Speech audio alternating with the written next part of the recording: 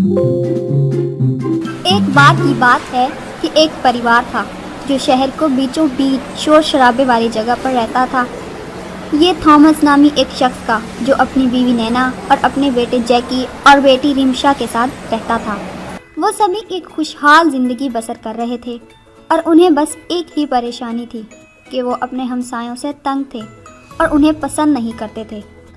तुम कहाँ से आ रहे हो जैकी और रिमशा? डैडी, मिसेस अरमानी ने मुझे उनके कुत्ते को सैर पर ले जाने के लिए बुलाया था।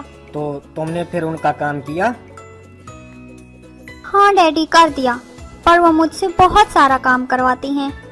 और तुम रिमशा बताओ, कहाँ से आ रही हो? मैं मिस्टर जोडे के घर पे थी। मैं उन्हें कहानियाँ पढ़कर सुना रही थी। कितना बोर हो गई थी मैं। अच्छा किया तुमने, अपने पड़ोसियों की मदद करना तो अच्छी बात है।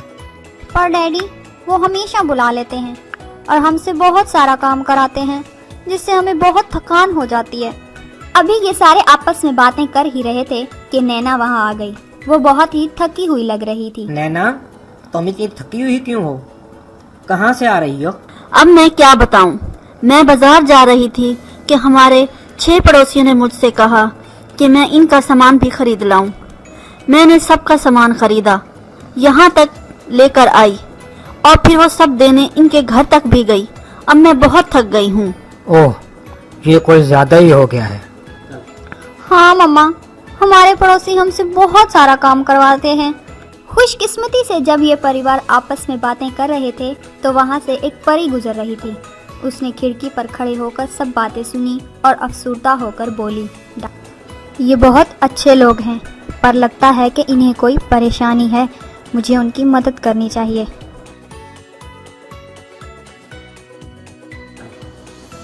हेलो एवरीबॉडी, मैं एक परी हूँ। मुझसे डरो मत, मैंने तुम्हारी सारी बातें सुनी हैं।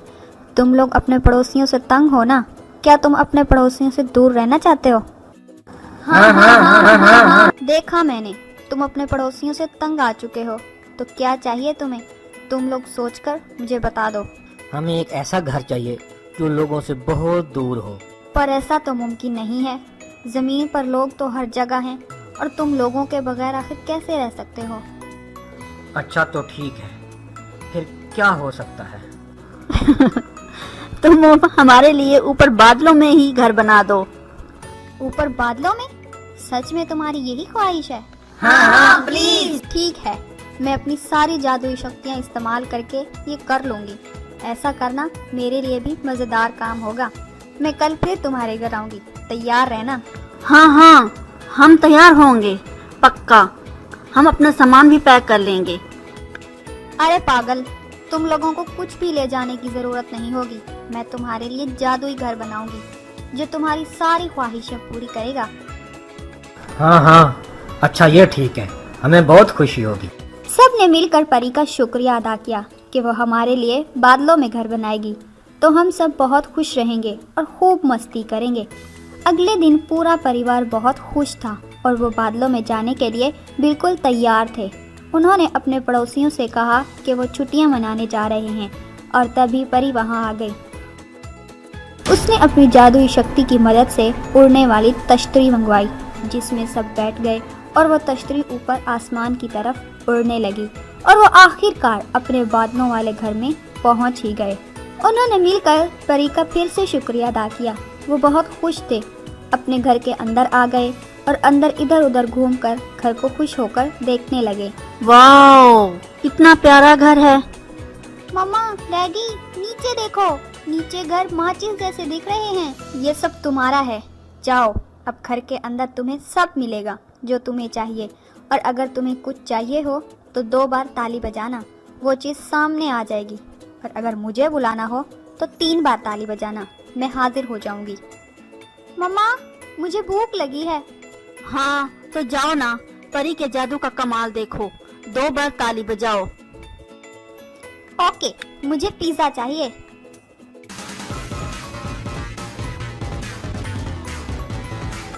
ओह, सच में ये तो पिज्जा आ गया। अब मैं कोशिश करती हूँ। हाँ, जरूर। तुम भी 2 बार ताली बजाकर अपनी पसंद की कोई चीज मंगवा लो। मुझे एक नई ड्रेस चाहिए और मुझे खिलौने चाहिए।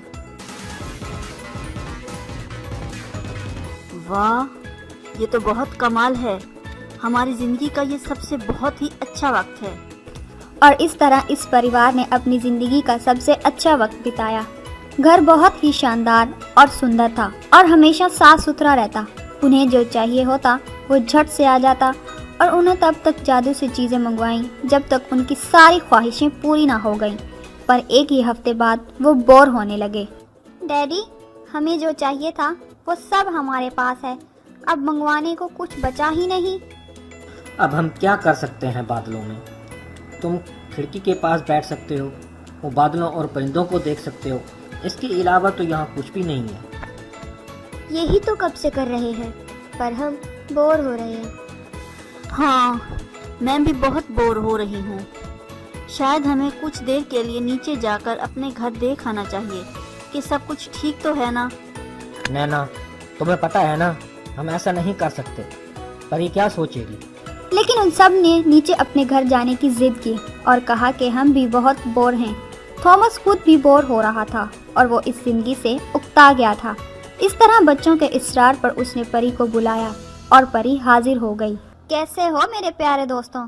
तुम्हें बादलों में कैसा लग रहा है? ये घर बहुत ही सुंदर है और हमारे पास अब सब कुछ है। पर क्या? आगे भी बताओ ना। मैं अपने पड़ोसन के डॉगी को बहुत मिस कर रहा हूँ। मैं फिर से उनके साथ खेलना चाहता हूँ।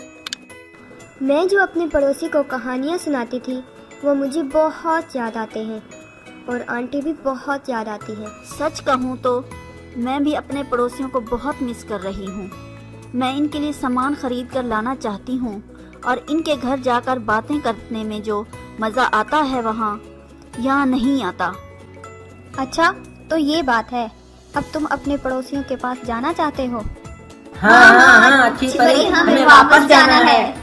पर ये बात तुम मान लो, जैसे ही तुम जमीन पर वापस जाओगे ये घर गायब हो जाएगा। तुम यहाँ वापस नहीं आ सकते।